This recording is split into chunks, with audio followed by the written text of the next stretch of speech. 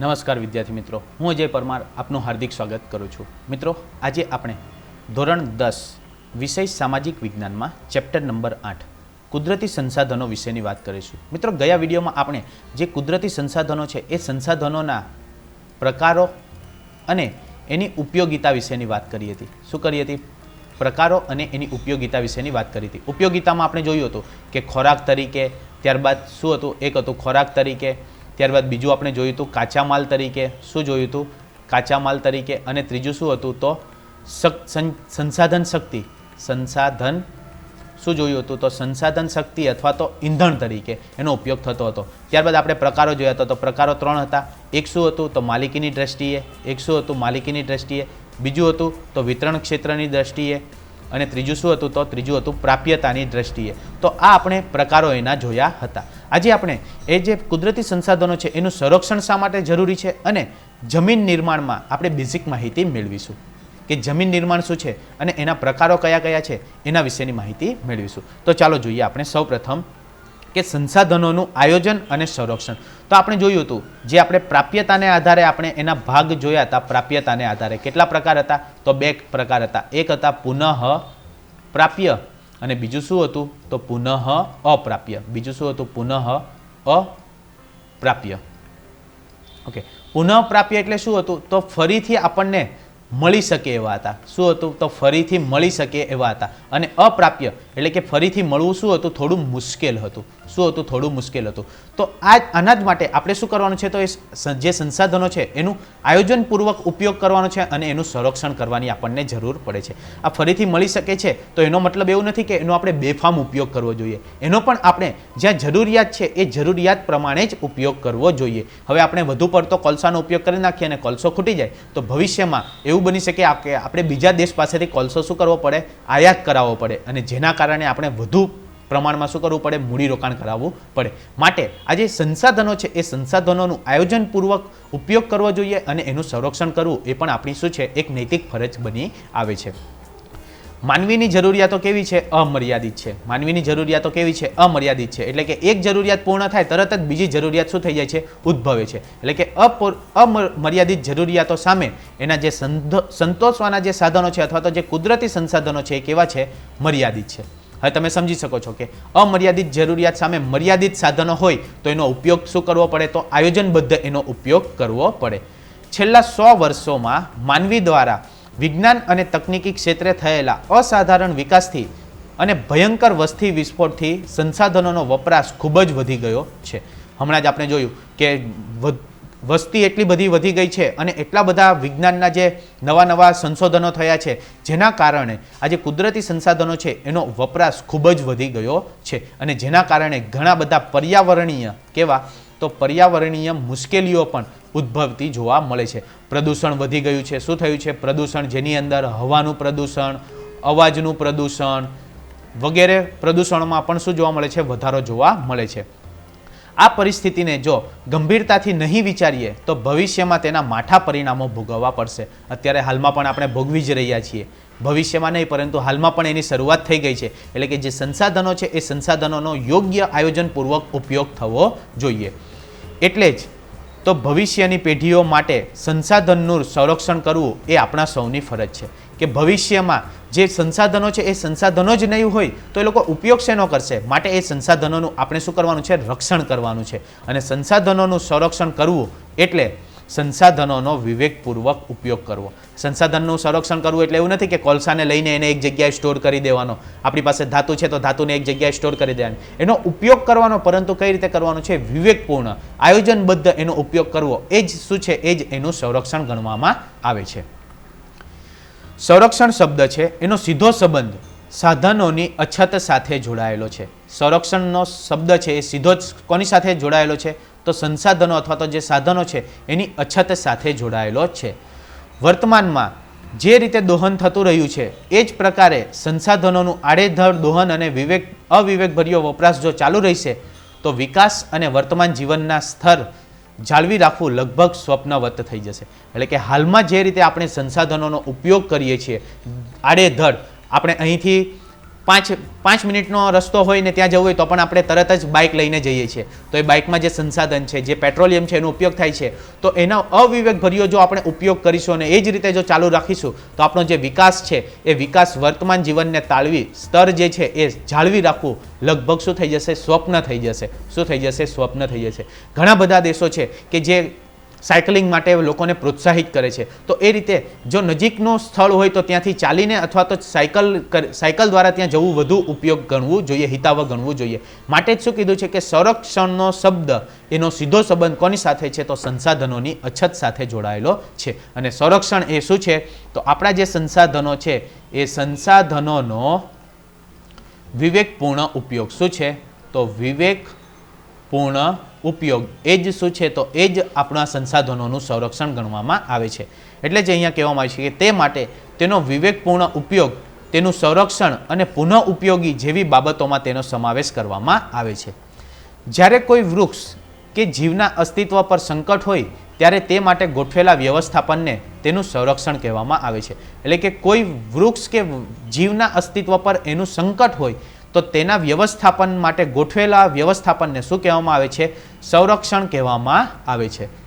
એટલે તમને સંરક્ષણની વ્યાખ્યા પૂછાય તો શું તમારે લખવાનું છે કે જો કોઈ વૃક્ષ કે જીવના અસ્તિત્વ પર સંકટ હોય ત્યારે તેના માટે ગોઠવાયેલું વ્યવસ્થાપન, તેના માટે જે વ્યવસ્થાપન વહીવટ કરવામાં આવે છે એને શું કહેવામાં આવે છે? તો એને સંરક્ષણ કહેવામાં આવે છે. તો આપણે એ સંસાધનના આયોજન અને સંરક્ષણ માટેની જરૂરી બાબતો વિશે સમજીએ. સૌથી પહેલાં કોઈ એક પ્રદેશ કે દેશને એક એકમ ગણી તેના ઉપયોગમાં લેવાયેલા હજુ પણ વણ વપરાયેલા કેટલા સંભવિત સંસાધનોની ઉપલબ્ધિ અને વિશેષતાઓ બાબતે જાણકારી મેળવવી. એટલે કે કોઈક દેશ અથવા તો પ્રદેશ માટે એકમ ગણી શકાય, એક એકમ ગણી શકાય એવા ઉપયોગમાં લેવાયેલા અને હજુ વણ વપરાયેલા અથવા તો જે વપરાયા વગરના પડેલા છે એવા કે જે સંભવિત સંસાધનોની ઉપલબ્ધિ થઈ શકે છે તો એની વિશેષતાઓ બાબતે લોકોને શું કરવી જોઈએ? જાણકારી મેળવવી જોઈએ. ત્યારબાદ જોઈશું કે જે સંસાધનોનું પ્રમાણ મર્યાદિત કે અનવીનીકરણ છે તો તેનું વૈજ્ઞાનિક ઢબે દોહન કરવું જોઈએ અને તેનો વપરાશ અનિવાર્ય હોય ત્યાં જ કરવો જોઈએ. દાખલા તરીકે કોલસો અથવા તો પેટ્રોલિયમ પેદાશો અથવા તો શું છે? પેટ્રોલિયમ પેદાશો. આ જે પેટ્રોલિયમ પેદાશો અને કોલસો છે એ કેવા છે? તો પ્રમાણમાં મર્યાદિત છે. પ્રમાણમાં કેવા છે? મર્યાદિત છે. અથવા તો અનવીનીકરણ છે, એટલે કે ભવિષ્યના સમયમાં એને ફરીથી ઉત્પન્ન કરી શકાતા નથી. તો એનું જે દોહન છે એ કઈ રીતે થવું જોઈએ? તો વૈજ્ઞાનિક ઢબે, એટલે કે જેમ બને એમ એનો મર્યાદિત ઉપયોગ થવો જોઈએ. જો બહુ જ જરૂરિયાત હોય, બહુ જ આવશ્યકતા હોય તો જ તેનો ઉપયોગ કરવો જોઈએ અને જ્યાં વપરાશમાં અનિવાર્ય હોય ત્યાં જ તેનો ઉપયોગ કરવો જોઈએ, જેથી ભવિષ્ય માટે પણ એનો જથ્થો સચવાઈ રહે. તો આ રીતે એનું શું કરવામાં આવે છે? સંરક્ષણ કરવામાં આવે છે. ત્યારબાદ જે સંસાધનોની માત્રા વધારી શકાય તેના વિકાસ માટે પ્રયત્ન કરવા જોઈએ. એટલે કે સંસાધનોની જો માત્રા વધારી શકાય એમ હોય તો તેના વિકાસ માટે શું કરવા જોઈએ? પ્રયત્ન કરવા જોઈએ. લોકોને તેનું જ્ઞાન આપવું જોઈએ, લોકોને તેનાથી માહિતગાર કરવા જોઈએ કે આ સંસાધનોનો આપણે ઉપયોગ આ રીતે કરીએ તો એ વધુ પ્રમાણમાં એ આપણે મેળવી શકીએ એમ છીએ. જો કોલસાનું વધુ પ્રમાણમાં ખનન કરી નાખવામાં આવે તો ત્યારબાદ એ કોલસો એક પ્રમાણમાં, એક જથ્થાએ, એક સમયે મળતો શું થઈ જાય છે? બંધ થઈ જાય છે. એટલે કે એને ધીરે ધીરે જરૂરિયાત મુજબ એનો ઉપયોગ કરવો જોઈએ અને લોકોને પણ એ પ્રમાણે પ્રેરવા જોઈએ. જે સંસાધનો વર્તમાનમાં સોંઘા કે સહજ ઉપલબ્ધ હોય તો તેને વેડફવાને બદલે ભાવિ જરૂરિયાત માટે કરકસર કરી સાચવવા જોઈએ. એટલે કે જે વર્તમાનમાં સસ્તા હોય, સોંઘા એટલે શું? સોંઘા એટલે કે સસ્તા, અને સહજતાથી એટલે કે સરળતાથી મળી શકે તેવા હોય. કેવા હોય? સરળતાથી મળી શકે તેવા હોય તો તેને ગમે તેમ વેડફી નાખવા ન જોઈએ, પરંતુ તેનો કરકસરપૂર્વક જ ઉપયોગ કરવો જોઈએ. માટે ભાવિ જરૂરિયાતો એટલે ભવિષ્યમાં જ્યારે પણ જરૂરિયાતો ઉદ્ભવે તો ત્યારે આપણે એનો ઉપયોગ સરળતાથી કરી શકીએ. એટલે કે હાલમાં સસ્તું છે તો જેમ મન ફાવે એમ એનો ઉપયોગ કરી નાખવો જોઈએ નહીં, પરંતુ ભવિષ્ય માટે તેને સાચવી રાખવા જોઈએ અને એનો કરકસરપૂર્વક ઉપયોગ કરવો જોઈએ. ત્યારબાદ જોઈશું તો જે મર્યાદિત માત્રામાં ઉપલબ્ધ છે તેવા સંસાધનો જાળવી રાખવા જોઈએ અને તકનીકી વિકાસ દ્વારા તેના વિકલ્પ સ્ત્રોતની શોધ લાંબા ગાળે વધારે ફાયદાકારક બને છે. એટલે કે જે સંસાધનો મર્યાદિત માત્રામાં છે, જે સંસાધનો શું છે? મર્યાદિત માત્રામાં છે, તો તેવા સંસાધનોને એનો કરકસરપૂર્વક ઉપયોગ કરીને એને જાળવી રાખવા જોઈએ અને તકનીકી વિકાસ દ્વારા એના વૈકલ્પિક સ્ત્રોતની શોધ લાંબા ગાળે વધારે ફાયદાકારક બને છે. એટલે કે જે મર્યાદિત હોય તો એનો વૈકલ્પિક સ્ત્રોત શોધી નાખવો જોઈએ. દાખલા તરીકે કોલસો છે તો કોલસાની જગ્યાએ આપણે લાકડા પણ ઉપયોગ કરી શકીએ. લાકડું છે એ કોલસો છે એ લાકડામાંથી પણ બને છે, પરંતુ અમુક જે કોલસાઓ છે કે જે ડાયરેક્ટ જમીનમાંથી મળી આવે છે કે જેનો મોટે ભાગે ઉદ્યોગમાં ઉપયોગ કરવામાં આવે છે, તો એના બદલે લાકડાનો પણ ઉપયોગ કરી શકાય છે. એવા વૈકલ્પિક સ્ત્રોતો પણ શોધવામાં આવે છે કે જે લાંબા ગાળે વધારે ફાયદાકારક જોવા મળે છે. ત્યારબાદ છે સંસાધનોના સંરક્ષણ માટે તંત્ર દ્વારા જરૂરી કાયદા કે નિયમો બનાવી તેનું અમલીકરણ કરાવવું જોઈએ. એવા ઘણા બધા નિયમો છે કે જે સંસાધન માટે બનાવવામાં આવ્યા છે. દાખલા તરીકે જે જંગલો છે તો એ જંગલોમાંથી લાકડું કાપવું એનો વિરુદ્ધ છે. જંગલોમાંથી લાકડું કાપવાની શું હોય છે? મનાઈ હોય છે. તો એવા ઘણા બધા જે નિયમો છે કે જે સંસાધનોના સંરક્ષણ માટે તંત્ર દ્વારા બનાવવામાં આવ્યા છે અને એનું અમલીકરણ પણ કરાવવામાં આવે છે કે જેના દ્વારા પણ શું થાય છે તો કુદરતી સંસાધનોનો આપણે સંરક્ષણ કરી શકીએ છીએ. તદુપરાંત નાગરિકોને સંસાધનોનું વિવેકપૂર્ણ ઉપયોગ સાથે જોડાયેલી તમામ બાબતો અંગે વાકેફ કરી જનજાગૃતિ કેળવવી જોઈએ. એટલે કે જે સામાન્ય જનતા છે, જે નાગરિકો છે કે જે એનો ઉપયોગ કરવાના છે, તો એને એ ઉપયોગો માટે શું કરવામાં આવે તો એની જનજાગૃતિ, એને ઉપયોગો માટે જોડાયેલી તમામ બાબતોથી વાકેફ કરવા જોઈએ, જેથી એનો ઉપયોગ શું કરી શકે? કરકસરપૂર્વક અને સરળતાથી કરી શકે અને સાથે સાથે એનું સંરક્ષણ પણ કરી શકે. તો આ હતા કુદરતી સંસાધનોના સંરક્ષણ માટેના ઉપાયો. ત્યારબાદ જોઈશું આપણે જમીન નિર્માણ. તો જમીન, હવે જમીન છે એ માત્ર એક જ પડ નથી, જમીનમાં ઘણા બધા પડો આવેલા છે. જમીન શું છે તો ઘણા બધા પડો જોડાઈને શું બને છે? જમીન બને છે કે જેની અંદર ઘણા બધા ભાગો હોય છે. જમીન એટલે માત્ર આ રીતે એક ટુકડો નથી, પરંતુ એની અંદર ઘણા બધા પડો હોય છે. એની અંદર શું હોય છે? ઘણા બધા પડો હોય છે કે જેની અંદર રેતી હોય છે, કાંપ હોય છે, ત્યારબાદ અંદર ઘણા બધા એવા તત્વો હોય છે, અને બધા ખનિજો હોય છે, ભેજ હોય છે, સેન્દ્રિય તત્વો હોય છે, ખડકો હોય છે. એવા ઘણા બધા તત્વો મળીને શું બને છે? જમીન બને છે. શું બને છે? જમીન બને છે. એટલે કે જમીન માત્ર એક જ તત્વ નથી, એની અંદર ઘણા બધા તત્વો હોય છે. ખનિજો હોય છે, ભેજ હોય છે, માટી હોય છે, ખડકો હોય છે, ત્યારબાદ તત્વો હોય છે, હ્યુમસ હોય છે, જે સેન્દ્રિય તત્વો હોય છે, હવા હોય છે. એવા ઘણા બધા તત્વો મળીને શું બને છે? જમીન બને છે. એટલે કે સામાન્ય રીતે ભૂસપાટીનું ઉપલું પડ કે જેમાં વનસ્પતિ ઉગે છે તેને આપણે શું કહીએ છીએ? જમીન તરીકે ઓળખીએ છીએ. પરંતુ જમીન એ પૃથ્વીના પોપડા પરના અનેકવિધ કણોનું બનેલું એક પાતળું પડ છે. જમીન શું છે? પૃથ્વીના પોપડા પર અનેકવિધ કણોથી બનેલું એક પાતળું પડ હોય છે કે જેની અંદર ખનિજો, ભેજ, હ્યુમસ, સેન્દ્રિય તત્વો તથા હવા વગેરે મળેલા હોય છે. માટીની નીચે મૂળરૂપ ખડકો સ્તરો આવેલા હોય છે. માટીની નીચે શું છે તો મૂળ ખડક સ્તરો આવેલા હોય છે, એટલે કે પથ્થરના સ્તરો પણ જોવા મળે છે. જમીનનું નિર્માણ મૂળ ખડકોના ખવાણ અને ધોવાણથી મળતા પદાર્થોથી થાય છે. જમીનનું નિર્માણ શેનાથી થાય છે તો ખડકોના ખવાણ અને ધોવાણના મળતા પદાર્થોથી થાય છે, જેમાં જૈવિક અવશેષો, ભેજ અને હવા ભળે છે. જેમાં શું ભળે છે? જૈવિક અવશેષો, ભેજ અને હવા ભળે છે. અન્ય રીતે કહીએ તો જમીન ખનિજો અને જૈવિક તત્વોનું કુદરતી મિશ્રણ છે કે તેમાં વનસ્પતિના વૃદ્ધિ અને વિકાસ કરવાની ક્ષમતા આવેલી છે. જમીને શું છે તો જમીને ખનિજો અને જૈવિક તત્વોનું કુદરતી મિશ્રણ છે કે તેમાં વનસ્પતિના વૃદ્ધિ અને વિકાસ કરવાની ક્ષમતા આવેલી છે. ત્યારબાદ જોઈશું આપણે જમીન. તો જમીન છે એ પૃથ્વીના પોપડાની સૌથી ઉપરની સપાટી કે પડ જેને આપણે જમીન કહીએ છીએ, અને તેમાં વનસ્પતિના વૃદ્ધિ અને વિકાસ માટેના જરૂરી એવા ખનિજ દ્રવ્યો અને જૈવિક દ્રવ્યો આવેલા છે. જમીન શું છે તો આ જે પૃથ્વી છે એ પૃથ્વીના પોપડા ઉપર, એટલે કે ઉપરની સાઈડ ઉપર આવેલો એક પોપડો છે. પૃથ્વીની સપાટી પર આવેલો શું છે? પોપડો છે કે જેને આપણે જમીન કહીએ છીએ, કે જે વનસ્પતિના વૃદ્ધિ અને વિકાસ માટે જરૂરી ખનિજ દ્રવ્યો અને જૈવિક દ્રવ્યો પૂરા પાડે છે. અને તેનું પ્રમાણ બધી જ જમીનોમાં એક સરખું હોતું નથી. ઘણી બધી જમીનો કેવી હોય છે? બંજર જમીનો હોય છે કે જ્યાં ગમે તે વસ્તુ વાવો, પરંતુ એનું જે વાવેતર છે એ વાવેતર કેવું જાય છે? નિષ્ફળ જાય છે. અને ઘણી જમીનો કેવી હોય છે તો ઘણી જમીનો હોય છે એ વાવેતરની દ્રષ્ટિએ ઉત્તમ હોય છે, કે જે કાળી જમીન છે, ત્યારબાદ કાપવાળી જમીન છે, ત્યારબાદ ફળદ્રુપ જમીન છે, ત્યારબાદ રાતી જમીન છે. આવી ઘણી બધી જમીનોના પ્રકારો પડે છે કે જે એની ખાતર અને એની સેન્દ્રિય જે પદાર્થયુક્ત જે ખડકો છે એના કારણે એ ગણવામાં આવે છે. આમ જમીન એટલે સેન્દ્રિય પદાર્થયુક્ત ઝીણા કણોવાળો પોચો પદાર્થ એને શું કહેવામાં આવે છે? જમીન કહેવામાં આવે છે.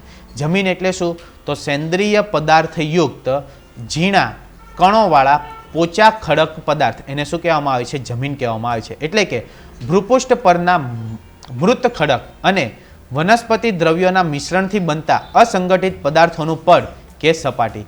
શું છે? તો ભૂપૃષ્ઠ પરના માતૃ અથવા તો મૃત ખડકો અને વનસ્પતિના દ્રવ્યોના મિશ્રણથી બનતા અસંગઠિત પદાર્થોનું પડ કે સપાટી, એને શું કહેવામાં આવશે? જમીન કહેવામાં આવશે. મૂળ ખડકોને ઘસારણ અને ધોવાણના પરિબળો તોડી તેનો બારીક ભૂકો બનાવે છે અને આ ભૂકા કે ચૂર્ણમાં વનસ્પતિ તથા જીવજંતુઓના વિઘટન કે સડવાથી બનેલા સેન્દ્રિય તત્વ તેમાં ઉમેરાય છે. એટલે કે જે ખડકો હોય છે, ખડકો ઘસાય અથવા તો ઘસારણ અથવા તો ધોવાણને કારણે એના પરિબળો શું થાય છે? તૂટે છે અને એનો બારીક ભૂકો થાય છે અને એ ભૂકામાં વનસ્પતિ તથા જીવજંતુઓના વિઘટન અથવા તો સડવાથી જે સેન્દ્રિય તત્વ બને છે એ બંને શું થાય છે? ઉમેરાય છે અને એના કારણે શું થાય છે? તો જમીનની રચના થાય છે. આ સેન્દ્રિય તત્વો વનસ્પતિના વિકાસમાં મહત્વની ભૂમિકા ભજવે છે. શું કરે છે? તો મહત્વની ભૂમિકા ભજવે છે. અને ત્યારબાદ આપણે જમીનના જે પ્રકારો છે એ જમીનના પ્રકારો વિશેની વાત કરીશું. એટલે કે આ વિડીયો પછી હવે પછીનો જે વિડીયો આવશે એની અંદર આપણે શું કરીશું? તો જે જમીનના પ્રકારો છે એ જમીનના પ્રકારો વિશેની વાત કરીશું કે જેની અંદર આવશે રાતી જમીન, ત્યારબાદ આવશે કાપવાળી જમીન, ત્યારબાદ આવશે તો રેતાળ જમીન, ત્યારબાદ આવશે પથરાળ જમીન. કઈ આવશે? પથરાળ જમીન. આવી ઘણી બધી જે જમીન છે, ઘોરાડું જમીન છે, લાલ જમીન છે, તો એવી જે જમીનો છે એ જમીન વિશેની વાત કરીશું. આ જે જમીન છે એ જમીન નિર્માણમાં સમયના સંદર્ભે આબોહવાની અસર પણ મહત્વપૂર્ણ હોય છે. એટલે કે આબોહવામાં આધારે પણ જમીનના ઘણા બધા પ્રકારો પડે છે અને એની અસર પણ આ જમીનને વ્યાપક હોય છે. આબોહવાવાળા પ્રદેશોમાં વિભિન્ન પ્રકારના ખડકોમાંથી બનતી જમીન લાંબા સમયગાળે એક જ પ્રકારની હોય છે. એટલે કે જ્યાં આબોહવા એક જ પ્રકારની હોય તો ત્યાંની જમીન પણ કેવી હોય છે? એક જ પ્રકારની. આપણે જોઈએ છીએ કે અસમ, તો અસમની જે જમીન છે એ ચાના ઉત્પાદન માટે, શેના? ચાના ઉત્પાદન માટે ઉપયોગી છે. એટલે કે ત્યાંનું વાતાવરણ કેવું છે? ઠંડુ છે. ત્યાંનું વાતાવરણ કેવું છે? તો ત્યાંનું વાતાવરણ જે છે એ ઠંડુ છે. માટે એ પ્રકારની આબોહવાને આધારે ત્યાંની જમીન વિભિન્ન પ્રકારની છે, ઠંડા પ્રકારની છે કે જ્યાં ચાનું ઉત્પાદન શું થાય છે? વધારે પ્રમાણમાં જોવા મળે છે. એટલે કે આબોહવાના આધારે પણ આ જમીન છે એનો ઘણા બધા પ્રકારો પડે છે. એટલે કે એક જ પ્રકારના માતૃ ખડકોમાંથી ભિન્ન ભિન્ન આબોહવામાંથી બનનારી જમીન અલગ અલગ પ્રકારની હોય છે. એક જ પ્રકારના માતૃ ખડકોમાંથી બનેલી ભિન્ન ભિન્ન આબોહવાની અસરને કારણે જમીન પણ શું હોય છે? તો અલગ અલગ પ્રકારની જોવા મળે છે. જમીનના પ્રકારમાં તેના રંગ, આબોહવા, માતૃ ખડકો, કણ રચના, ફળદ્રુપતા જેવી બાબતોને ધ્યાનમાં રાખીને પાડવામાં આવે છે. એટલે કે જમીનના પ્રકારો શેના આધારે પડે છે? તો રંગને આધારે, જેમાં રાતી જમીન, કાળી જમીન, આબોહવાને આધારે, ત્યારબાદ માતૃ ખડકોને આધારે, કણ રચનાને આધારે એટલે કે રેતાળ જમીન છે, પથરાળ જમીન છે, કાપવાળી જમીન છે, ફળદ્રુપતાને આધારે એટલે કે ફળદ્રુપતાની કાપવાળી જમીન છે, બિન ફળદ્રુપ જમીન છે, ઉપજાઉ જમીન છે, એવા ઘણા બધા પ્રકારો પડવામાં આવે છે કે જેના વિશેની વાત હવે પછીના વિડીયોમાં આપણે કરીશું. તો મિત્રો આ હતું જમીનનું નિર્માણ. હવે એના જે પ્રકારો છે આપણે પછીના વિડીયોમાં જોઈશું. તો આશા રાખું છું કે તમને આ વિડીયોમાં સમજ પડી હશે. જો સમજ પડી હોય તો વધુમાં વધુ લાઇક કરજો અને શેર કરજો. ફરીથી મળીશું આ જ વિડીયો સાથે. ત્યાં સુધી good bye and take care. Thank you.